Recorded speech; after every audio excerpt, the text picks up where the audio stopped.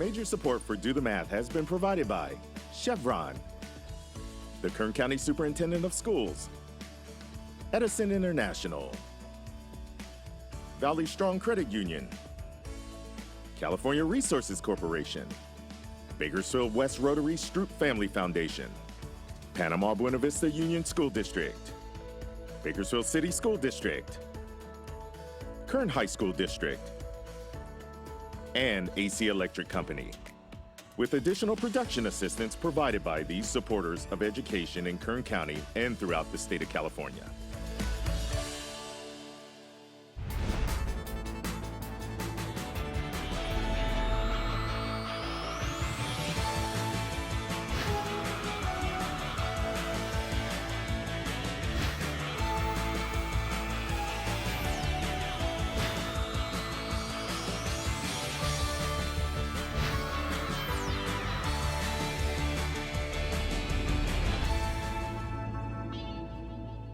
Well, good afternoon and welcome to Do the Math. I'm Michael. I'm Mary Lou. And guess what? We've got season number 19 underway. And of course, we look a little different because things are a little different.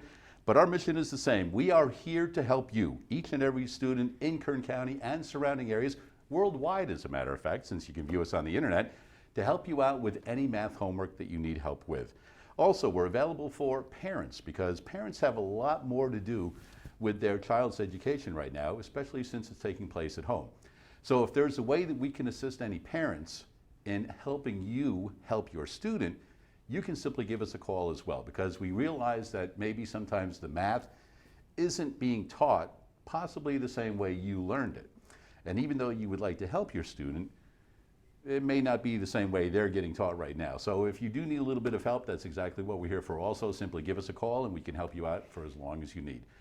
We do have a couple of very special guests that we will get to later on this afternoon, but our first special guest of the afternoon is a young man from Downtown Elementary, Gavin. How are you today, Gavin? I'm actually pretty good. How are you? I'm wonderful myself. Now, you go to Downtown Elementary, and I think you've got a shirt on, right? There you go. Show that off, right? Downtown Strong 2020. There you go. Now, what grade are you in? I'm now in 5th grade. You're in 5th grade. How's 5th grade going? 5th grade has been it's been a weird year since I first started. It has been a weird year, but you know what? We're all going to get through this thing together, right? True. You know what? If somebody needs help today, Gavin, what should they do? Well, for math homework, help call 636-4357, toll free 1-866-636-6284. Their email is dothemath@kern.org. They're online at dothemathonline.net. And for their social media platforms, Facebook, Instagram, Twitter, and YouTube. All right. What kinds of math are you doing right now in 5th grade? It's been weird since start. I think I'm doing decimals. Okay, so you're working with decimals. Yes. Which means if you're working with decimals, you're probably going to be working with fractions and percents as well. So we're going to do a little bit of that with you later on today. You ready? Yep. All right. Well, before we get to all of that, let's first take a look at today's Math in the News. I wonder what's today.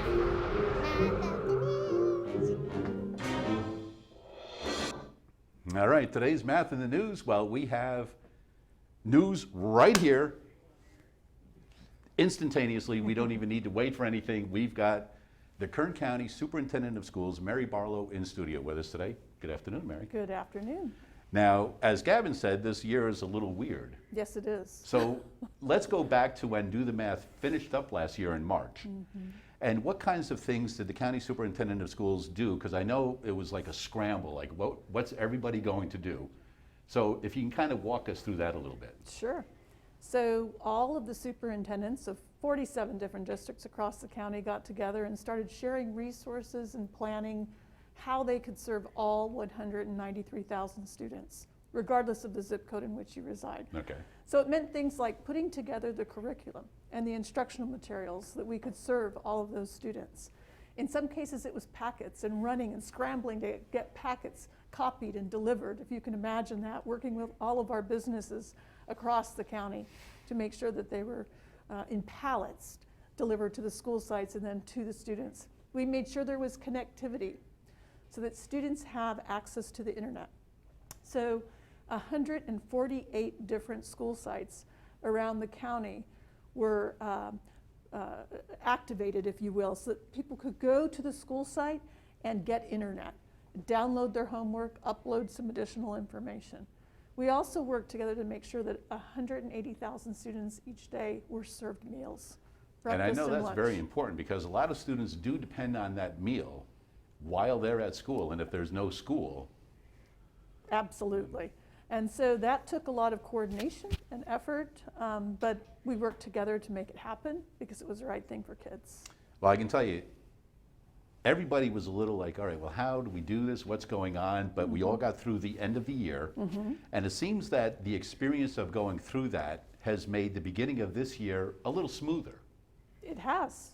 Because it seems like, I mean, I'm sure different districts have different things, but it seems like a lot of people are using Zoom conferencing and Canvas, Google Classroom and things like that to get going. Yes. For the students. Yeah, so we spent last year from March until really just recently developing K through 12 curriculum in all different curricular areas, whether it be English language arts or mathematics or social emotional development. And we made sure that there were activities available for school-age children of all ages. We also made sure that it was developed by teachers for teachers. And not only in the Canvas platform, but in Google platform, so that it could be accessible regardless of the learning management system that parents use. All right. I know that a big thing was, here are some parents coming up to get, Chromebooks and meals and things like that. What is one thing that you would like all students to know, coming from, like the county office? Say, you know what, kids? This is where we're at, but this is what we would like you to know. I would like them to be patient with themselves, be kind to themselves and to their siblings and their teacher. I was going to say, don't forget the instructors also, because Their we're parents. going through this for the first time as well. Absolutely, everybody's doing this for the first time. So I've been saying be graceful and be patient, and we'll get it done together. And at the end of the day, do your very, very best, because we can absolutely learn from this and become stronger and better as a result of this experience. One of the big things about actually going to school is being involved in extracurricular activities, which is kind of difficult right now. And I know a lot of students look forward to Oral Language Festival, Math Field Day, History Day, things like that. So I'm sure those things will probably take place. Will they? And if so, can you kind of envision what they might look like? Sure. So a great example was just Monday night. We had college night, and it was virtual, but it was different than what you might experience if you went to college night in the past. So we still had great panelists and opportunities to hear from experts, but it was in a virtual environment. We used breakout rooms to make sure that people have opportunities to talk to one another. And the more and more that we wear our masks and stay socially distant and practice good hand hygiene and follow the practices that our public health department has been sharing with us, the faster we'll all be back in school and at those activities. Right, and I know there are a lot of people waiting to get back, and I'm as one you of them. said, by everybody doing their small part, it's a big thing. It really is. I understand that special needs students may have an avenue or an opportunity to possibly get back a little sooner. Absolutely. So can you talk a little bit about that? Sure. The state of California passed something called small cohort guidance. And what that means is school districts get a chance to, if they're in the purple zone, meaning they can't be open, take a look at those students who have individualized education plans, needs that can't be taken care of across distance learning platforms, and bring them in small groups to provide direct one-on-one instruction or small group instruction. It won't be every day, and it won't look like it did last year, but it will at least help bridge the gap. And I think that's important for those students also, because I mean, they do need a little bit more. Absolutely. And that would be of great benefit right there. So I appreciate you coming down and taking some time, because I know how busy you are, as well as all administrators throughout Kern County, as well as instructors. And I do appreciate you especially letting the students know to be patient with each other and the instructors as well, because there are times when we'll be doing something in class and something doesn't work as smoothly as you want it to. Yes. And it's the students sometimes, more often than not, are more tech savvy, say, than the adults. Yes. So that's one great thing that I'm glad that you pass along to all of the students. Absolutely. And, we certainly do appreciate your time, and we appreciate your support and guidance through this time as we begin our 19th season here at Do the Math. And I know that during the season, you're always ready, willing, and available to help us in whatever we need. So we do appreciate that. Absolutely. This is more important than ever this year. We all need a little help, and we all need a helpline to call to get through COVID-19. There you go. And we are here every Tuesday and Wednesday throughout most of the school year between 3:30 and 5:30. All you have to do is give us a call. Phone numbers are at the bottom of your screen periodically throughout the program. That is today's Math in the News. All right. Well, Mary, if you'd like to pop over this way a little bit. And Gavin, are you ready to get back to work? Do I go back over here? All right. Thank you. Head on. And now you said that you've been working a little bit with decimals and things. Yes. Okay. Now, are you adding decimals, subtracting them, learning place value, or what are you doing right now? One of them is doing place value, Okay. but there are other things in decimals that I have learned, which maybe I can show you later on. Well, good. You know what? You're going to show us later on because we're going to actually have you work on a little something right now. Oh, yeah. Why don't you head on over to the board? Okay. And I'm going to have you write down a series of numbers. Okay. All right? So go ahead, grab your marker, whichever one you like, and you write down these numbers as I let you go, right? Okay. Here we go. 3, 1, 4, 6, 7, 9, 1. Now, what I would like you to do is between the 6 and the 7, put a decimal point. After the 3, put a comma. Are you able to read that number? 3,146 and 791. Very good. You're just about there. He's just about there. So, Mary Lou, you want to work with Gavin a little bit on place value? I sure will. Okay, so I love the way, Gavin, you said and when you got to the decimal. Because when you read it, the decimal does represent the word and. However, how many times did you say the word and? Did you say it once or did you say it twice? I said it once. You actually said it twice. Did I? So try it one more time with only saying the word and when you come to the decimal. 3,146.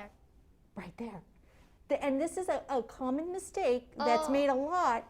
Whenever we start with the 100s, we always want to kind of say 146. But remember, that word and represents a decimal, and there's really no decimal in 146. Yeah. So let's try to say it again without saying that word and after the 1. Okay. 3,146 Yes. and 791. Oh, 791. What place value? Thousandth. Thousandths? Okay, not thousand, but thousandths, right? With Yes. the THS. Okay, let's try it one more time. 3,146 and 791 thousandths. Very good. That's a mouthful, huh? Yep. Okay, just remember though, whenever we say the word and, because we want to do it all the time, it's only when we see that decimal. Yep. Okay? Okay, do we have one more, another one for him to practice? Let's go ahead and clear that board, Gavin. Okay. He knows how to do this. Yeah, He's a he pro. does. All right. So, Mary Lou, I'll let you come up with the number now. Okay. And we're still working on place value. Oh, you have the board. I got the board. All right. Can you erase that line for me real quick? Awesome. Thank you. Okay, let's do,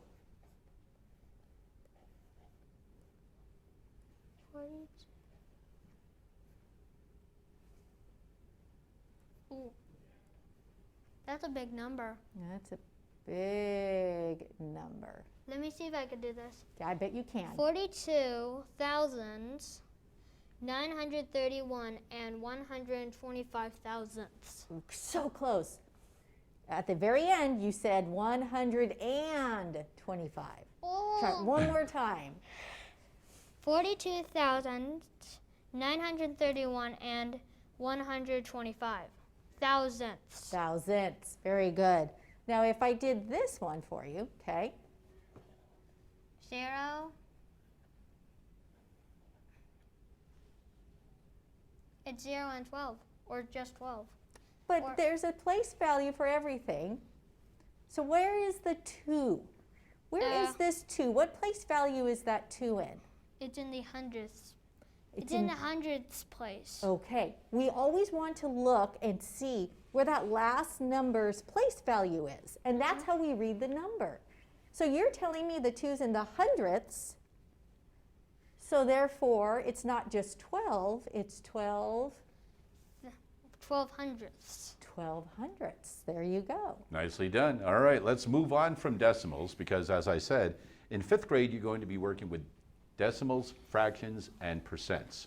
Right? So now, before we get started, what do you know about fractions? What can you tell me about fractions? Well, fractions are like 1/4 or 7/500, like that kind of stuff. Okay.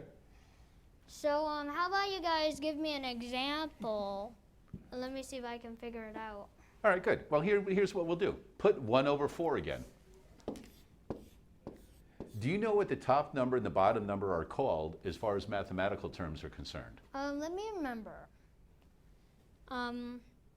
Numerator at the bottom Perfect. and denominator at the top. Oh, wait. Say that one Just more flip time. them again. There you go. Denominator, Where's No. the denominator? the top. Hmm. No way. Flip that for me. Numerator, denominator. There you go. Numerator's our top number. Our denominator is the Bottom. bottom number. Okay. Now, before you get started, do you know what 1/4 means? 1/4. Do you know what that means? Yes, I do. What does it mean?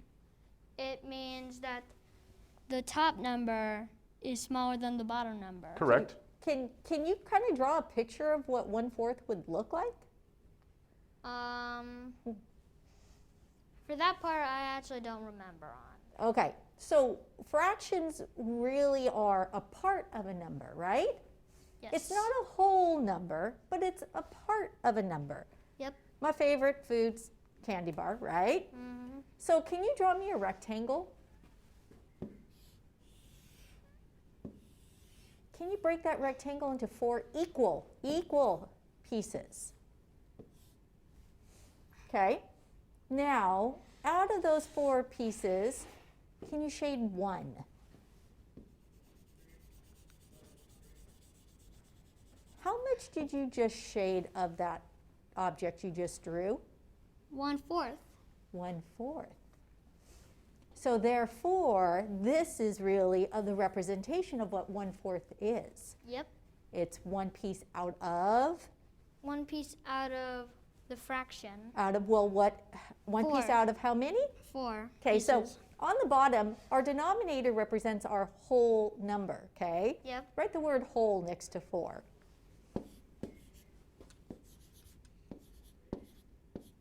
So if that is the whole number, what's the 1 then going to be? The 1 is, let me remember. So the 4 represents the whole entire rectangle, the whole piece all broken into 4 pieces. Yeah? So what is that one part that you shaded? Oh, you just said Oh, I did, didn't I? It represents a Piece. piece, a part, right? Yeah. So up by 1, let's put the part. Write the word part for me. That was hard to do, not saying that. Yeah, so you can't use the name. You can't use the definition. Yeah. The word. It's in like the that definition. game. I always lost at that game. So Do we have the? yeah. So we have our numerator and we have our what? What's our bottom number again? Whole. Well, okay, yes, but. Denominator. Very good. Okay, so I'm going to give you another fraction. Well, You hold ready? on. Before we do that, Okay. I want him to take this and turn the fraction into a decimal. Oh, gotcha. Oh, So- I think I got that one. 0.14. Well, actually, Gavin, is a very common error, because what you're looking at is you've taken the numerator and the denominator. But if we have 1/4, it's not going to be 1400ths. Let's think about this. How many quarters are in a dollar? 4. 4? Yes. Okay. And a dollar is how many pennies? 100. 100 pennies. Do you know what the word percent means? Yeah. Out of how many? 400. 400 or 100? 100. 100. So percent means out of 100. 100. So if a dollar is 100 pennies, Yeah. that equals 1 whole. Yep. How And many is a quarter? For How much is a quarter worth? $1. No, one quarter. 25 cents. 25 cents. And how many 25 cents do you need to equal $1? 4. Can you put 25 hundredths for me above each box on your picture there? I can't say the entire thing, but I'll just put Yeah, right, 25 on each one. So we know that 25 plus 25 plus 25 plus 25 equals how much? it all equals $1. $1, which is 100 pennies, right? Yes. Okay, I'm going to go ahead and put a decimal point here. Okay, we want our decimal point because each one is 25 cents. But is right? it like? But that should be 0.25 cents. It's 25, right? But also, in essence, it's 25 what? Read that for me as a decimal. 25 what? 25. Hold on. Wait, say that again. Where was the 5? What place value is this 5 in? The If I were fi- to write it as a decimal, the 5 is in the hundredth. say it again. The hundredths place. Okay, so how do you say that properly then? 0.25 hundredths. Or just 25 100. hundredths. Or you could say 0 and 25 hundredths, correct? Yes. So then, therefore, 1/4, Gavin, is going to equal what decimal? One What decimal did we put above it? 0.25. Okay, up, say it correctly. 25 what? 25 hundredths. 25 hundredths. So over here, write it for me, okay? Next to the 1/4, can you put equals 2500 or 25 hundredths for me? There you go. Now are we writing it as a percent as well, Mike? That is the final step. Okay. So maybe get rid of the drawing on the side. Right on this side. Yep. Yeah, so leave your 25 hundredths and 1/4 there, but get rid of everything else to the right. Oh, I missed. Oh, you're- That's okay. You're fine. Get rid of it, we'll see where we're at. All right. Everything. You can leave it just like that. I'm just gonna do this part. Like. Never mind. Okay. So now, Gavin, we have our 25 hundredths, right? Uh huh. Okay. So to write it as a percent, okay, because we have a part of something, right? A percent is out of, remember, it was out of $1. So 25 cents. how do you One. write that though without decimals? 1/4. Well, you have 1/4 as your Well- fraction, so there's your fraction. Your decimal is 25 cents or If the- 25 hundredths, right? But 25 cents is 1/4 of $1. Right. Now, instead of putting the cent sign right there, put a percent sign for me Where? next to the 5. So let's put our percent sign like this. Oh, that's. That's a percent sign, okay? I did this. So, what did you notice? Look I wrote this as a whole number. So Yeah. I want you to think, What happened to my decimal? Where did my decimal go? From a decimal to a percent. Where did my decimal go? I actually don't remember. Because it's out of hundredths, right? 100, right? Yes. What we did is we moved it how many times? We moved it 2 times. 2 times. And when I'm moving it 2 times, number followed by a 1 has something. So What number was it that percent means? Out of what? 100. 100. Look at there. So what we're really doing is we're timesing this by, what number is that? 100? 100.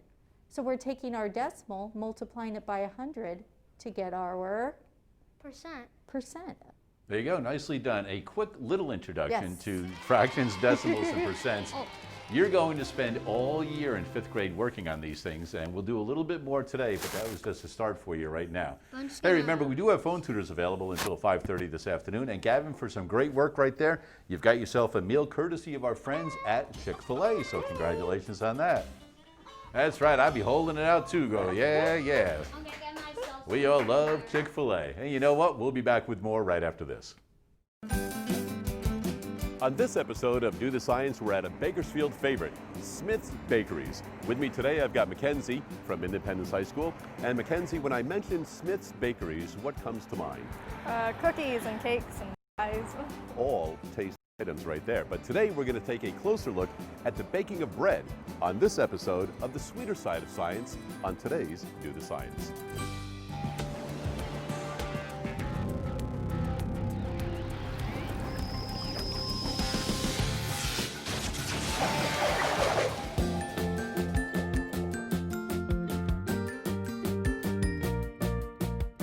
Well, today we're at a Bakersfield favorite. Quite literally, Smith's Bakeries has been a favorite in Bakersfield for years. Cookies, cakes, donuts, love them all. However, today we're going to learn a little bit behind the science of baking bread. With me today, we've got Mackenzie from Independence High School and Jim Balmain with Smith's Bakeries. Jim, how long have you guys been in business? We started in Bakersfield in 1945. 1945. Yes, And you guys have been going strong ever since then? Yes. A lot of activity going on back here. Yes, we have about, at any given time, about 20 people working in the back. So when you start making the bread, how do you start it? We first start, as you can see Tino is doing, he's starting to scale the ingredients. Okay. And then after the ingredients are scaled, then he will throw it in the mixer and mix the product. And what you have to do is you develop, not only mix the ingredients together, but you develop the protein in the bread dough so that the yeast and the sugar react to create gas. And the gas is what causes the bread to rise. And if you don't have the protein developed, then that's not going to hold a little wall which will hold the gas in. So that's why you have to, what they call, develop the protein. Yeah, you've got flour, basically, go ahead. Flour, water, sugar, a little bit of sugar, a little bit of powdered milk, a tiny bit of salt. Salt stabilizes the yeast. So all the ingredients are in the amounts that they're are there for a reason. Okay. That's basically that's the science of it. And how long of a process is the mixing now? 8 minutes. And during the mixing, it's just mixing everything together, but what else is happening during this process?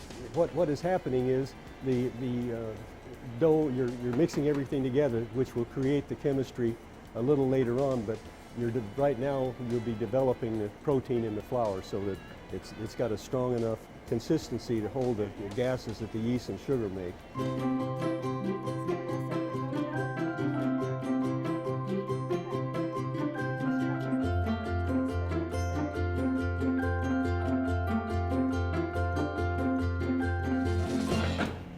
So from this point in, they're going to let it sit on the floor, and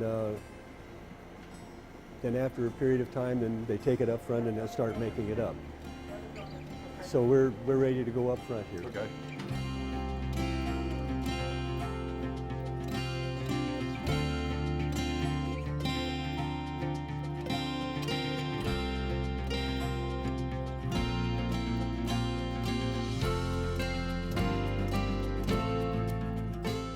All right, so Jim, we've seen everything get mixed together. Yes. The bread has set for about 15 minutes or so. Now we see Inez's. Yeah, and after it sits for about 15 minutes, they'll come and bring it to the bench, and then they'll make it up, and then they'll let it sit about another 30 minutes or so. All right, so she's portioning it off, and then what are they doing to? What they're doing is they're getting the gas out of it, and then they're going to roll it up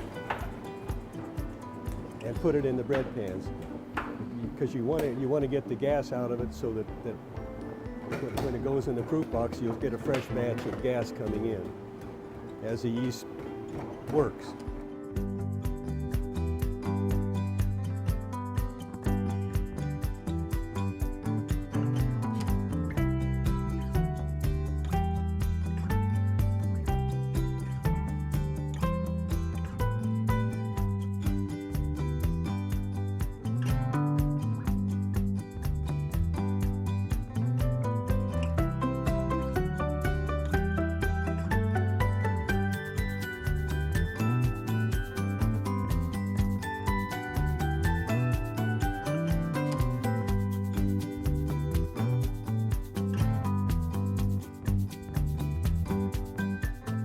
So the bread just came out of the oven, Uh-huh. and how long does it need to set? It's going to sit there probably about 30 to 45 minutes until it's absolutely thoroughly cooled.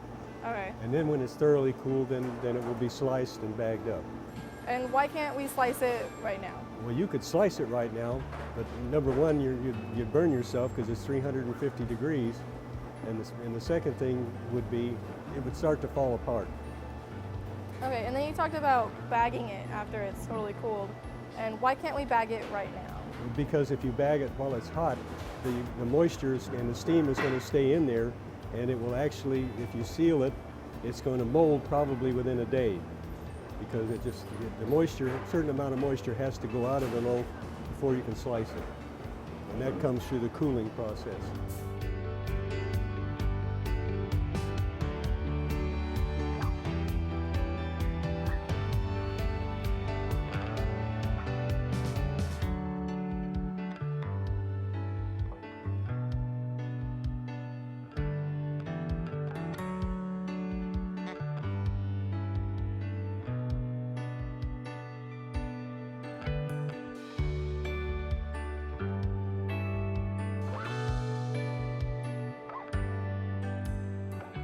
You get to do the honors.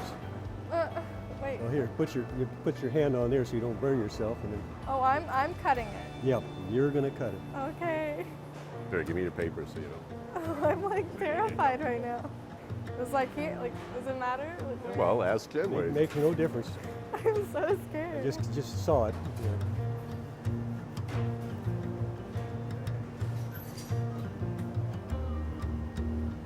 And then, See the steam and then you can put your nose in there and smell it. It smells really good.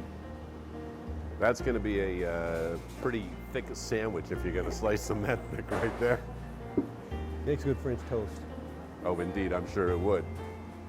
Well, you know what? We've gone through the process. We started off with all of the ingredients, talked a little bit about the science behind what's going on with the ingredients, how they react with each other. They had it all kneaded, getting all of the gases out of it, put it in the pans, proofed the bread, got it into the oven, and the fresh baked product out of the oven right there.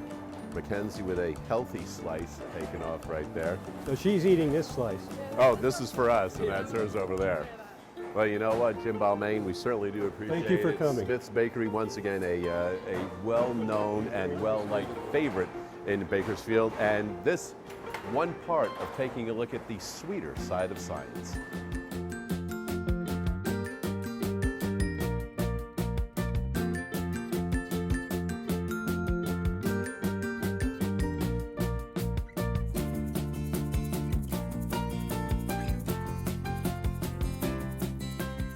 We'll keep the mix here for a certain period of time.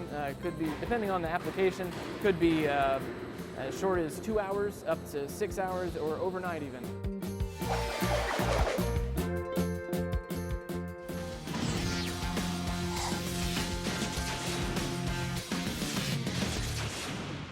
And once again, big thanks to Jim and everybody over at Smith's Bakery. We did that a while ago, but I'll tell you, just like yesterday, I could taste that bread in my belly. That's good stuff over there. I love that. 636-4357 is the phone number. We do have phone tutors available between 3:30 and 5:30 most Tuesdays and Wednesdays throughout the regular school year. We also, Mary Lou, remember, I'm going to give you this to remember right now. Okay. We had an email from a student, actually a mom, with 2 6th grade math students wanting to know how to better learn multiplication tables. So what I'll give you is about 10 minutes to think about that, instead of just doing flashcards. Yeah. Some other things that we can help Okay. them out with in a little bit. But anyway, we'll go on right now. We would like to welcome the Bakersfield Museum of Art head honcho. We've got Amy Smith in studio with us today. Amy, instead of head honcho, what is your official title? And kind of briefly, what do you do with the Bakersfield Museum of Art? Sure, not a problem. Thank you so much for the invitation, by the way. My official title is Executive Director, but that means that I do everything from clean the floors when necessary, or, I basically do all the jobs that my staff don't want to do there. But, the Museum of Art has been around for almost 64 years now, and we are very glad to be the only art museum within about 100 miles of our community. So I was going to say, because if you go south over 100 miles, you've got a lot in LA County. Exactly. And you're going to have to go north quite a bit to get to another You art have to museum. go to Fresno. So And who wants to go to Fresno, right? you are it. We are it for art museums. We have some other phenomenal museums in town. We have, of course, Buena Vista Natural History Museum. We have Kern County Museum. And we consider CALM, the California Living Museum, in our little museum cohort. But we are the only art museum. And we have 4 wonderful galleries where we exhibit mostly contemporary art, although we do a lot of local exhibitions too. And in fact, right now we have our Artworks exhibition up. Now, unfortunately, we have been closed since March 17th because of COVID, but we're really hoping that we can reopen. So we all need to wear our masks and get into the red so that I can start inviting people back into the museum. Right, and a lot of great things happen at the Museum of Art, and that's kind of what you're here to talk about right now. Exactly, and I just really wanted to give everyone a chance. We're so excited that we're going to be on here monthly. That's so you're right. going to see This all of isn't our your staff. only appearance. So. This is my only appearance. I'm only going to torture everybody with this once, but then you'll get to see all of my phenomenally creative staff. And so we're going to be on here once a month to talk about all kinds of different activities that we have here. Of course, I mentioned we are located at 1930 R Street. We are downtown near Mill Creek Park. And that's a nice area that you've got. I mean, the backyard of the museum and things like that. It's just beautiful down there. It is a beautiful location. We are happy to have large gates around it to keep it safe. But we have some beautiful sculptures in the back. And of course, the museum is famous, of course, for our museum exhibitions. And so we rotate those 3 to 4 times a year when we are allowed to be open. So we are planning right now that in January we will open an exhibition about Bakersfield Sound. So oh, we're good. super So something to look excited. forward to only a couple of months away. Exactly. So the other thing the museum does really, really well are our education programs. And we have education programs from little kids, like in this case, where this is our side-by-side, our 2, 3, and 4-year-olds, up to our summer camp and everything. We're moving into our virtual activities now, so we have a lot of different virtual activities. We also have special events like Via Arte, and I'm so excited to share that we are doing Via Arte again this year. It's going to look a little bit different, and I'll talk about that in a second. But October 17th and 18th, we will have Via Arte. So we're super excited that we're going to be back at the marketplace to be able to have this public art exhibition going on. And that is a very popular event. It is, and so we have a lot of hoops we had to jump through for the health department. We're going to be maintaining, of course, social distancing and all of those kind of things. Like I said, it's going to look a little bit different with smaller artistic squares available, but we're super excited that we're going to be able to bring this back because I think we all need some good news about now. So when you talk about math and art, they really do kind of go together. And when you talk about perspective and symmetry, this is a piece by Casentini that's actually in our permanent collection. And although it may not look like it has symmetry to it, the artist used different mathematical elements to be able to design this actual work. And you can see this all the time at the museum. And when you speak of symmetry, I mean, a lot of students kind of get the idea of symmetry, but when I look at that, I can see it kind of balanced also. Exactly, and that's the whole idea of art, is that, you know, they're not just, in most cases, I guess in some art, they actually do just splash art on a canvas, but in this case, he really took the time to design this to make it look a certain way. There you go. And depth also. Exactly, exactly. This is actually a piece from the Via Arte last year by a local artist named Kevin Harden. And again, you can see in here that he used a lot of balance and a lot of plans and how he actually put this together. So it's a really fun and very colorful piece. And it's just amazing that this is all done with chalk. With chalk, I know. On the sidewalk, you know, on the pavement or whatever, and then to be able to make it look that great. Like it leaps right off the pavement, and that's it, exactly. And this is a piece by August Wilson, and again, you can kind of see how he's utilized it to put this still life together. And so these are all this is another piece from our permanent collection, and we actually, and I'll share in a little bit about how we're actually using this piece coming up for a fun project at the museum. So our monthly visits are going to happen. Next month we'll have somebody here to talk about Via Arte and actually how we put that event on, particularly how we do it this year because of all of the different COVID restrictions. Then we're going to have someone talking about our museum at home activities. Those are things that you can get through our newsletter and our website where we have coloring pages and things like that. Our curatorial and exhibitions will spend a lot of time here to talk about how they actually put together an exhibition. I know you have come and visited the actual museum and seen how that happens, but we want to bring someone in to be able to talk about some more specifics about that. We'll have someone here about fundraising because we are a nonprofit organization, and so fundraising is a big part of it. And then just different things about our facility and our venue. And so we're going to have a little bit of all of our different teams here to visit. So in particular, again, because I have to promote Via Arte, we're super excited about it. They use a lot of math to be able to put Via Arte on. We actually have to go out there and we grid the whole area. This year in particular, because the squares are going to be only 7 by 7, there's going to be a 10-foot square perimeter around each piece so that people can walk safely around each one of them. Only 2 artists are going to be allowed to work on a square. So we're really hoping that in that perimeter of that zone, we're going to be able to get about 200 people in there. So we're going to be hustling people through in a directional way, again, using math, to be able to take them in one entrance and out the other.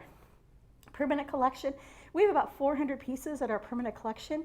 We use math all the time to be able to organize and categorize all of these pieces. For the tracking of it, this is Melissa, our curatorial assistant, working on some of the different permanent collection pieces that we have there. You can see here Brandon, one of our art educators, actually using math to put exhibition on site. And it's not just pictures that we put up at the museum. I mean, that typically is what we do. But if you go to the next slide, you'll see that we've had fun things like motorcycles. And so the planning that we have to do to be able to put some other kind of element in here takes a little bit more organization. And we've also had things like Gwen Mural's sculptures and all of this is planned in advance. We plan our exhibitions about 18 to 24 months in advance. And so when we do these different exhibitions, we definitely use a lot of math to be able to I was going to say, I didn't realize that you're planning that far in advance. We do. For what's coming up. We actually have exhibitions that are planned out for 2024 Wow. at this point. So for our museum at home, we have some really fun activities, and we'll have someone in here in a couple of months to talk about. This is one of our lessons that we have that you can download. Marion Osborne Cunningham is actually the namesake of the original museum. It was called the Marion Osborne Cunningham Gallery and then renamed to the Bakersfield Museum of Art. But this is a fun thing that if you go on our website to bmoa.org, you can download this. And again, you not only get to use your creative skills, but you get to use your mathematical skills to be able to do one-point perspective. Yeah, one-point perspective is big, and I know a lot of students start doing this in elementary school. Absolutely. And especially junior high, but you guys offer things with this. We do, and we have videos on there.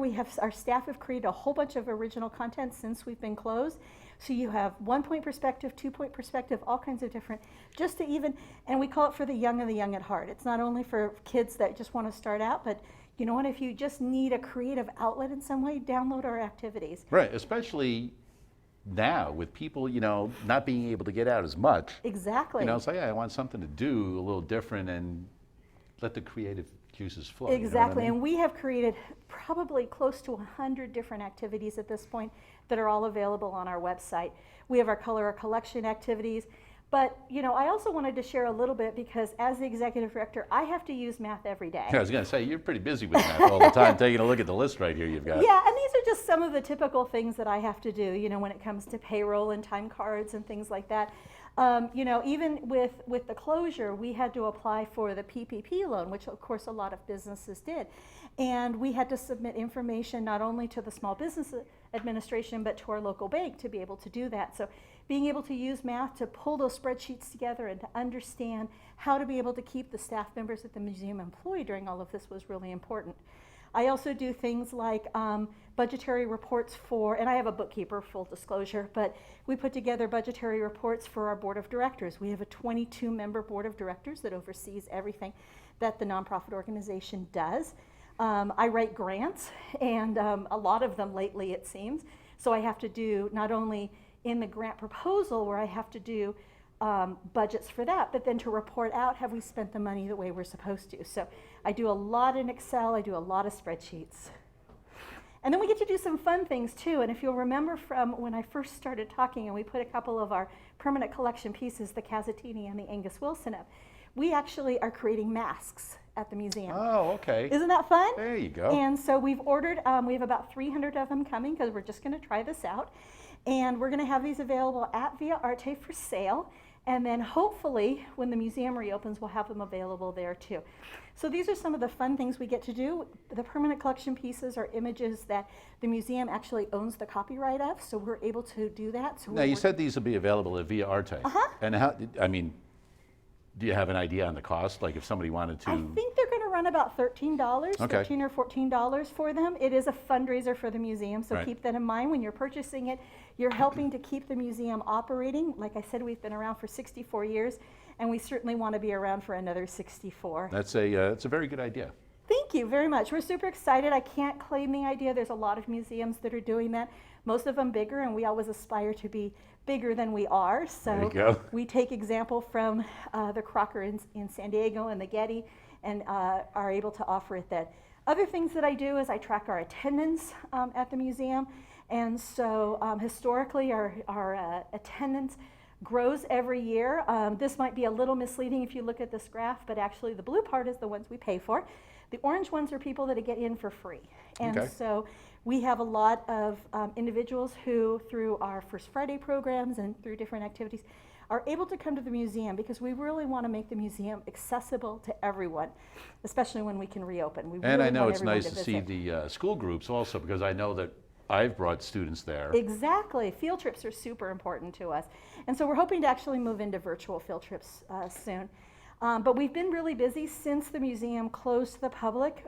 We got some funding to be able to resurface the front facade of the building. So here's a mock-up of the scaffolding as they were putting the new stucco up, and then the letters being put back up. This isn't exactly right. There's going to be a little more spacing Okay. behind it, but that's the kind of stuff that we've been working on. And then I just have to leave with another plug for Via Arte. Mark your calendars. October 17th and 18th. It's just one of my favorite events. This is the 22nd year of Via Arte, and it is a fundraiser for the museum. So we really just hope that everyone will come out, buy a square if you'd like to. They're $750 to buy a square this year, and we really hope that the community will come out and support us. There you go. Well, you know what? Even if you don't buy a square, you can buy a mask. You can And buy a help in mask. You can buy a box of chalk, although we can't unfortunately do the Bambino, the small kids squares this year. There's no way to social distance those. Right. But we'll have the chalk available. So when you're inspired by these professional works, you can go home on your driveway or on your sidewalk and you can create your own work of art. There you go. Well, Amy, we certainly do appreciate you coming out and spending some time with us this afternoon. And as you said, there will be somebody from the Bakersfield Museum of Art here monthly throughout this season to share with us things that are going on with the Art Museum and doing activities in here with us and with the student and do more art. I mean, Absolutely. You just don't want me to do the art. That's it. You don't want me doing I'm much any of the better art at the either, math so. part of it, and I'm not really even good at that. Once again, the website in case people want to find out some more about the museum. It's bmoa.org, so Bakersfield Museum of Art.org. All right, thank you very much. Thank you. We do appreciate your time, and we'll be back with more right after this.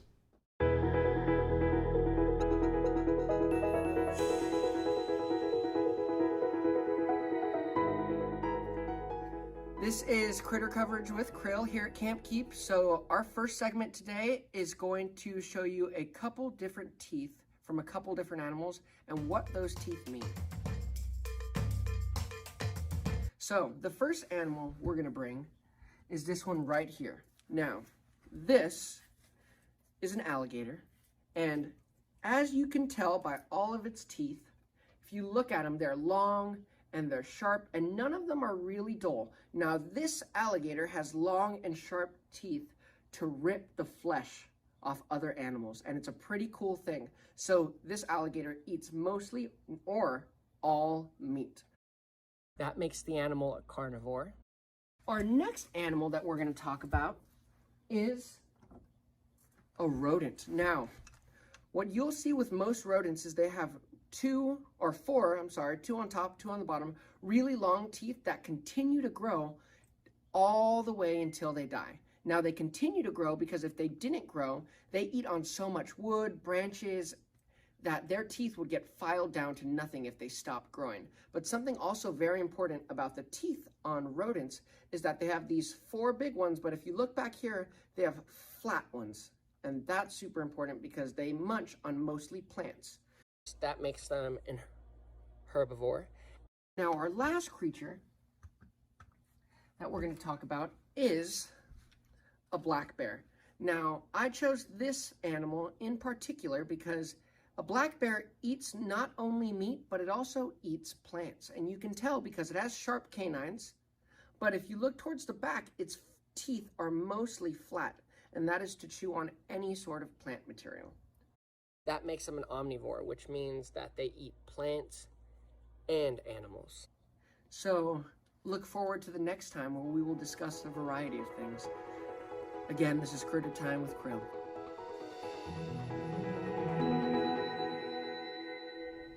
And once again, a big thank you to Amy Smith and the Bakersfield Museum of Art for coming in today. And also, we'll be learning a little bit about Camp Keep throughout this year as well. 636-4357 is the phone number. We do have phone tutors available until 5:30 this afternoon. In studio, we have 5th grade student from Downtown Elementary, Gavin. And before we get you working again, young man, Mary Lou, you want to talk a little bit about the problem I posed you with Yes. as far as learning multiplication, some other ways that this parent can help their student. Yeah, because a lot of times the flashcards just get so boring and it's almost like a struggle to do those. There's so many other ways. One is there's a couple different websites out there. The one up on the board is Math Playground, and it just has some really fun games. So it turns multiplication into a game. Some games are like racing, where you're racing each other, and the multiplication problem will come up, and then they have to quickly put the answer in to see who crosses the finish line first. But there's a lot of fun games to help them learn their multiplication facts. Another thing is play war. Take a deck of cards and play the game of war with them, or just have them flip over 2 cards and try to say as quick as they can what it is. But there's so many other things out there. Get online, find some fun games, some fluency games for your students other than just plain old flashcards, but there is a lot out there for them. All right. Well, you know what, young man, it is time to get you back to work once again. And I'm going to give you about 3 minutes to work on this. All right? So up on the board, I would like you to write, let's go 2 over 5. Okay. And what I would like you to do is I would like you to take that and turn that into a decimal. Okay. So you're going to go 2 divided by 5. So, no wait, is that Okay, which one goes into the house? There Is you it going go. to He be your realized it, I think. numerator, or is it going to be your denominator? There you go. okay, wait. So, first off, Gavin, can you say 2 divided by 5? Can you do that? Or do you have to have a number larger than 5 to divide that? There can be a 5 to divide it. Well, Or not. we need a number larger than 5, okay? So in order to do that, the first thing you want to do is throw a decimal next to that 2. And throw a 0 next to that. Now, bring that decimal point straight up for me. Okay. The decimal point, bring it straight up above the line. Right there. Perfect. Okay, now, look at me in your mind. Get rid of that 1 decimal. Think of that as not 2 and 0/10, but think of that as the number 20. Boom. Now divide. What's 20 divided by 5? Oh, let me see. 4. Okay, where would you put the 4? Over the 2 or the 0? The 0? Perfect. Right Now, here. Gavin, Above you it. said 0, and that's correct, but it sounded like you were guessing. So why is it going over the 0 instead of the 2? Because there's no space for the 2, for the 4 to be near the 2. Well, can 5 go into 2? No. No. Okay. But 5 can go into 20, right? Yes. There you go. So I'm putting a 0 here, Gavin, to help you remember that we can't say 2 divided by 5, can Okay. we? So where are we going to put the 4? Right here. Okay. So finish that off for us. What are we going to do next? We're gonna minus the 20 and 5. Okay, hold on. Before, we're not saying 20 minus 5. Remember, what do we need to do to this 4? Right here, look at. And the 5. What are we going to do to these 2 numbers to put right here? We have to add them? Not add them, but Multiply them. multiply them. So what's 4 times 5? 4 times 5 is 20. Perfect. Now write that 20 underneath the 20.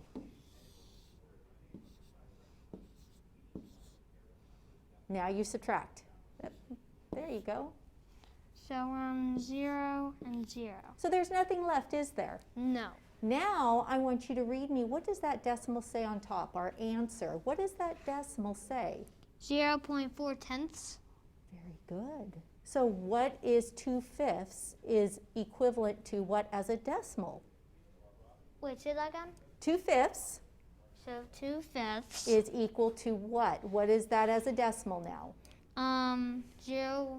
0 and 4 tenths. Perfect. There you go. Nicely done. So just a Nicely quick done. little review on that. Nicely done, Gavin. So Gavin, I've got a couple of seconds, so why don't you come on back over here as soon as you erase the board. There you go. Here we go. All right. So right there, young man, I'm going to give you about 15 seconds to sorry. think about this and answer it. Okay. If you could have one thing at your school be a little different when you go back to school, Okay. what would that be? If there was one thing, last year the school never changed their equipment ever since maybe the school opened, and the one of the slides was closed. There you go. So maybe working on that equipment a little bit? No, they finished the slide that was on the playground, but the one thing that could change, like upgrade, like maybe the slides could be different once. Well, maybe you know school- what? We'll talk to your school about that, and maybe you can as well. Hey, and until we meet again, continue to do the math. Did math?